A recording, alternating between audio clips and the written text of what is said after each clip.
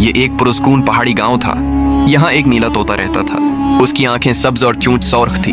तोता गांव वालों के साथ रहता था। वो सबकी मदद करता था, इसीलिए सब उसकी इज्जत करते थे। एक रात गांव के खजाने में अचानक चोरी हो गई। सब लोग बहुत परेशान हो गए। अंधेरे में शोर मच गया। लोगों ने जल्दी में एक बेगुनाह आदमी पर शक करना शुरू कर दिया, मगर नीला तोता खामोशी से सब कुछ देख रहा था। तोते ने असल चोर को देख लिया। वो सब कुछ समझ गया, मगर अभी खामोश रहा। काफी सोचने के बाद तोता गांव के सरदार के पास गया। उसने पूरा सच बगैर किसी डर के सबको बता दिया। उसकी आवाज में सच्चाई और हिम्मत थी। तहकीक की गई और असल चोर पकड़ा गया। बेगुनाह आदमी को इज्जत के साथ आजाद कर दिया गया। गांव वालों ने सीखा कि सच्चाई हमेशा जीतती है और नीला तोता एक मिसाल बन गया और गांव खुशहाल हो गया।